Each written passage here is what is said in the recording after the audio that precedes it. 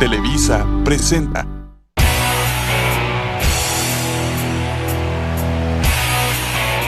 Muy buenos días, una vez más a su contenido favorito de la educación. Hoy es un tema de suma importancia, ya que se hablará con varios invitados especiales acerca de las características y pensamientos pedagógicos que transcurrieron en el virreinato. Más que nada se llama pedagogía moderna, tanto en Europa como en México, pues en ese tiempo Nueva España.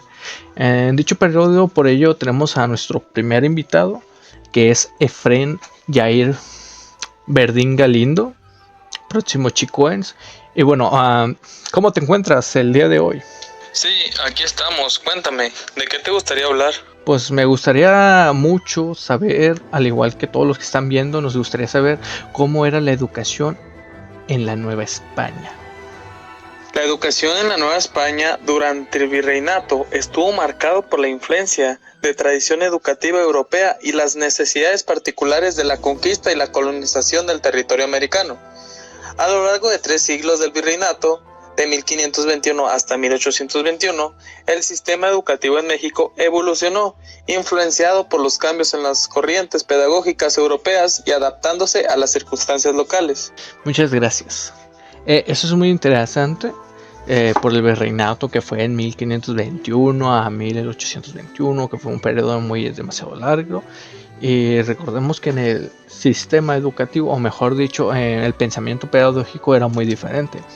¿Me puedes decir los principales representantes de la pedagogía en ese tiempo que tú estabas diciendo en la Nueva España, por favor? Por supuesto que sí, y los principales pedagógicos en ese tiempo eran Fray Pedro de Gante, pionero en la enseñanza de oficios y artes en los indígenas en el Colegio de San José de los Naturales en la Ciudad de México. También teníamos a Fray Bernardino de Sahagún, destacado por su trabajo en la preservación de la lengua y cultura náhuatl, así como su enfoque en la educación bilingüe. Wow, eso es demasiado interesante. ¿Me puedes decir las propuestas o más que nada el pensamiento que ellos tenían acerca de la educación? ¿Me puedes mencionar alguna? De hecho sí, ya que tenían 4 principales propuestas pedagógicas. La primera era la introducción de las ciencias naturales y experimentales en los planes de estudio. La segunda era la valorización de la cultura y los conocimientos indígenas. La tercera tiene un enfoque en la formación técnica y profesional para el desarrollo económico de la colonia. Por último, la cuarta es una reforma de los métodos de enseñanza hacia enfoques más prácticos y utilitarios. Algo muy interesante es que en el Colegio de San Nicolás de Hidalgo, fundado en Michoacán en 1540, fue una de las instituciones con más prestigio en los primeros siglos XIX. Su plan de estudios tenía la ontología, la filosofía, derecho y tenía también el derecho civil. Los estudiantes en esa escuela fueron Miguel Hidalgo, Ignacio Rayón y José María Morelos. ¡Wow!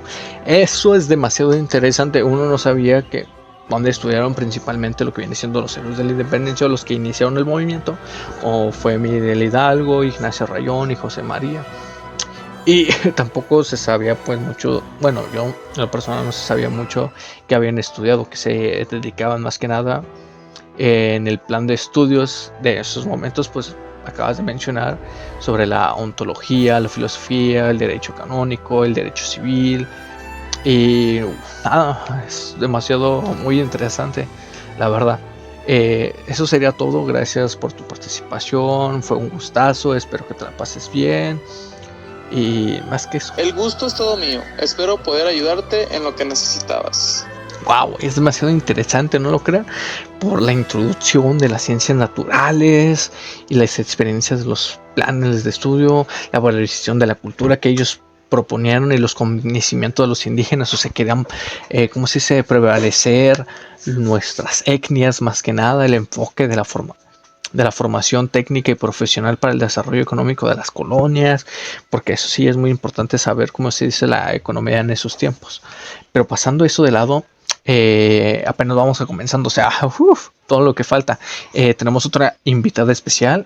Esta es López Contreras Roxana Jacqueline, entrando a la llamada. Ahorita la vamos a llamar y la tenemos. Buenos días, espero que se encuentren bien. ¿Y qué quisiera saber o qué quieres que aporte? Empezando fuerte y agresiva, Roxana. Bueno, más que nada, pues nos gustaría que me contaras sobre el periodo de la consolidación, perdón, sobre los jesuitas, porque si bien sabemos, sí habían varios jesuitas, luego otros, así sucesivamente, pero a mí me gustaría más que nada que me presentara a los jesuitas, quién eran ellos, y más que nada, pues que me contaras más sobre ellos. Principalmente, debemos saber que a partir del siglo XVIII, la Compañía de Jesús asumió el papel protagónico en la educación en México. Los jesuitas establecieron numerosos colegios y seminarios, siguiendo los principios de la Ratio Stud, su método pedagógico característico. Recordemos anteriormente que Jesús era un maestro, pero más que nada su forma de dar conocimiento era a través del habla, o sea, nunca hubo registros, si bien recordemos, pero sí fue uno de los primeros que enseñaron, y pues ahí fueron sus apóstoles más que nada que empezaron a partir su sabiduría. Muy bien contando esto acerca de Jesús y el papel importante del protagonismo de los jesuitas hacia la educación mexicana. ¿Me podrías decir los representantes pedagógicos y sus principales propuestas que dieron durante ese mismo periodo? Los principales representantes son dos. 1. Antonio Rubio, rector del Colegio Máximo de San Pedro y San Pablo en la Ciudad de México, promotor de la enseñanza de las humanidades y las artes liberales. 2. Diego José Abad, autor de importantes obras sobre la educación jesuita en México, donde sus principales propuestas se pudieron en 4 zonas más importantes y son las siguientes: énfasis en las humanidades, la filosofía y la retórica, formación integral del individuo, intelectual, moral y física, método pedagógico basado en el Ratio Stud jesuita, educación enfocada en el élite criolla y los estratos superiores de la sociedad. ¡Wow! Es demasiado interesante. Cómo esto ha cambiado durante mucho, saber que todo esto ha cambiado durante mucho tiempo si comparamos la educación de antes y la actual. Pero hace poco leí un documento donde dice que Descartes, que escribió su obra principal en francés, más que nada, la lengua popular, posibilitando el acceso a mayor número de personas en el siglo XVI. Presenció la gran revolución lingüística. Se exigía a los educadores el bilingüismo, el latín como lengua culta y la vernácula como la lengua popular. Eso es algo muy importante porque si lo comparamos con el día de hoy, mayormente los docentes, más que nada en telesecundaria, deben saber español e inglés. Y eso se me hace algo muy tocho. Siguiendo con el tema, disculpen, ¿me puedes mencionar 4 grandes principios de su método científico de Descartes? Sí, lo primero era jamás tomar alguna cosa como verdadera que no conociera, evidentemente como tal, es decir, evitar cuidadosamente la precipitación y la prevención y no incluir nada en mis juicios que no se presentara de forma tan clara e indiscutible a mi espíritu que no tuviera ocasión de ponerlo en duda. 2. Lo segundo, dividir cada una de las dificultades que yo examinara en tantas parcelas como fueron posibles y necesarias para darme la mejor solución. Lo tercero, conducir en orden mis pensamientos, empezando por los objetivos más sencillos y fáciles de conocer, para subir poco a poco como en peldaños hasta el conocimiento de los más complejos e incluso poniendo un orden entre lo que no se preceden unos a otros de manera tan natural. Y por último, hacer en todas partes enumeraciones tan completas y revisiones tan generales que yo tuviera la seguridad de no omitir nada. Maravilloso lo que acabas de decir. Muchas gracias. Eso es la participación de Roxana. Nos vemos para la siguiente. Que te vaya bien. Gracias a ti por invitarme. Nos vemos pronto. Es un honor de que estuvieras aquí dentro del video programa. Bueno, tenemos a otra invitada donde nos hablará unos 20 años de lo de Descartes, de lo mencionado sobre lo que hizo este gran pedagogo. Tenemos a nosotros a nuestra favorita, Astorga Hernández Beatriz Adriana. Hola, muchas gracias por invitarme. Espero que se encuentren bien y dime, ¿de qué tema te gustaría que yo hablara? Como comentaba aquí nuestros muchachos, ¿me puedes decir, me contabas acerca de los 20 años después de 20 años, o sea, lo que viene siendo en el tiempo de 1592 a 1670? Más que nada la historia, lo que hubo durante esos tiempos, quiénes fueron los primeros participantes, quiénes estuvieron más que nada ahí enfocados, quién desarrolló más hacia lo que viene siendo la educación, la pedagogía moderna, entre otros. Sí, con mucho gusto. Bueno, Jan Amos Comedio escribió la Didáctica Magna 1657, considerada como método pedagógico para enseñar con rapidez, economía de tiempo y sin fatiga. Los colegios no eran centros de enseñanza, eran como asilos de beneficencia, recogimientos donde las niñas pobres huérfanas podrían estar protegidas de los peligros del mundo, ya que era algo que les preocupaba mucho. A finales del siglo XVII se expidieron cédulas reales para la creación de escuelas de primeras letras. Ahí los niños indígenas aprendían a leer y escribir en castellano, además de nociones de aritmética.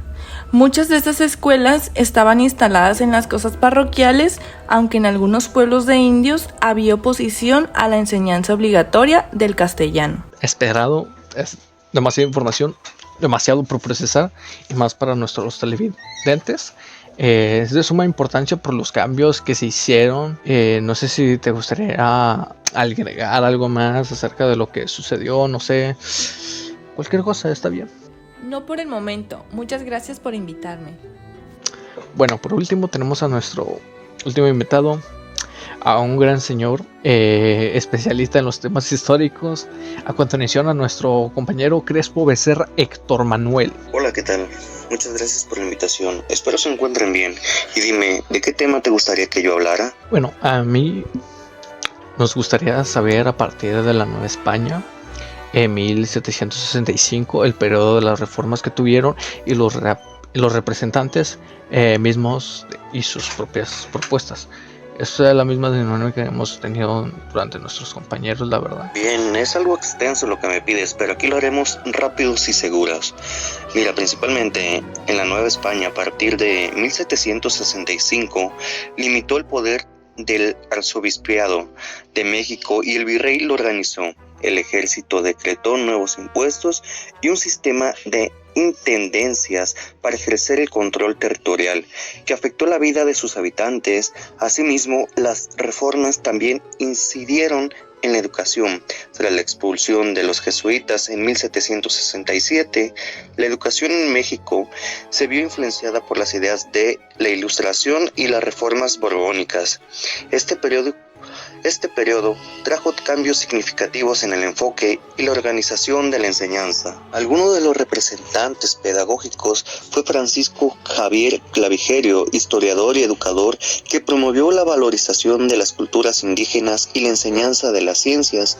Asimismo, José Ignacio Bartoloache, médico científico que abogó por la incorporación de las ciencias naturales en la educación, y sus principios de la propuesta pedagógica fueron principalmente la introducción de las ciencias naturales experimentales en planes de estudio, la valorización de la cultura y los conocimientos indígenas, el enfoque en la formación técnica y profesional para el desarrollo económico de la colonia, reforma de los métodos de enseñanza hacia enfoques más prácticos y utilitarios.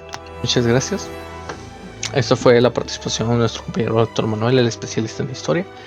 Bueno, ya por último, en conclusión, la educación en México durante el virreinato fue un proceso dinámico y heterogéneo, moldeado por la confluencia de las tradiciones educativas europeas y las necesidades específicas de la colonización del territorio americano.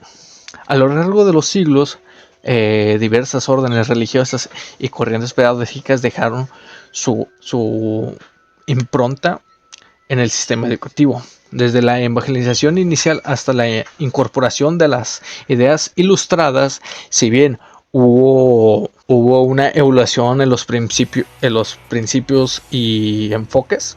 El objetivo fundamental de la educación en el virreinato fue formar a la población, tanto indígena como criolla, de acuerdo con los valores y cosmovisión europea impuestos por los colonizadores.